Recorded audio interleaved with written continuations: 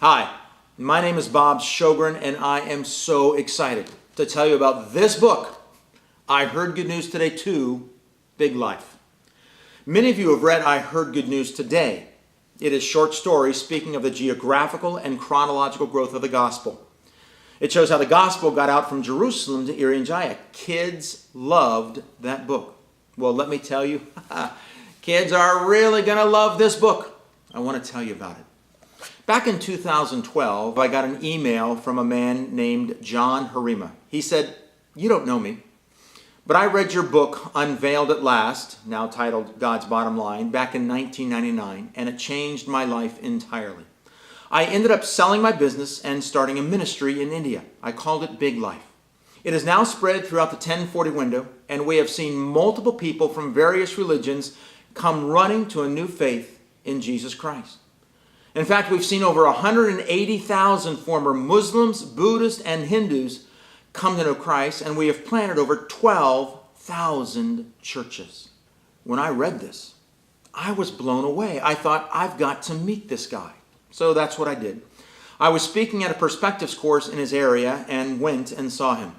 As we met, he told me story after story of Muslims, Buddhists, and Hindus coming into God's kingdom. When I heard all of these, I said to him, "John, we've got to get this message out. We've got to tell others about this." He agreed. At the same time, I was talking with one of my supporters about her daughter. She told me that she was a gifted writer. So I said, "Hey, would she be interested in writing stories for me?"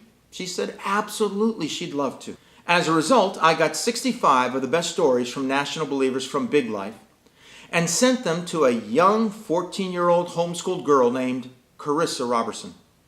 With the stories, I sent her videos of that area of the world so she could get some kind of a feel for the environment these people lived in. About 2 months later, the stories began to arrive. I thought I had to do a lot of editing. I dropped my mouth. These stories were phenomenal and needed so little editing. They were amazing. Not only are they well written, but they're all true. They're stories of young boys sold into slavery to sell drugs, miraculously getting free and finding Jesus. Another story is of a group of Christians in India whose village was burned and who were running from Muslims who wanted to kill them. When they got to a clearing in the jungle, it looked like it was all over. The mob was going to get them. And then a huge tiger came out of the jungle that changed everything. There's another story of a Taliban. This warrior literally came to know Christ because of a little sheet of paper falling at his feet. Another is a Christian who paid the ultimate price. His entire family was killed after he converted to Christianity. Broken, he was sharing Christ, but he moved away, and 3 years later, still heavily in ministry, the Lord told him to move back. He was scared to death, yet obeyed.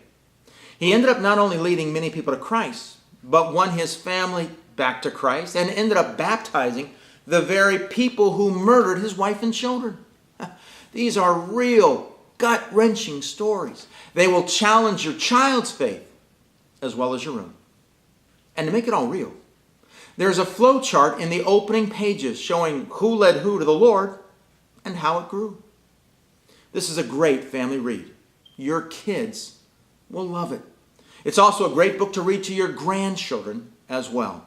Think of giving it to them as a gift on their birthdays or at Christmas, or simply get one yourself, have it on your shelf, ready to read to whoever comes to your home. Listen, 4,000 years ago, God made a promise to Abraham and said, "I will bless you, and you and your descendants will be a blessing to all the nations on the face of the earth." That promise is so significant that Jesus said, "I'm not coming back until the church reaches all nations." I'm not going to allow that promise to be broken. No wonder 2 Peter chapter 3, verses 10 through 12 says we can speed the return of our Lord. How can we speed Christ's return? By reaching the nations. Oh, moms out there and dads who homeschool, help bring Jesus back sooner. Give your kids and grandkids a vision for the nations. Get this book and be blown away by what our global God is doing on a global scale.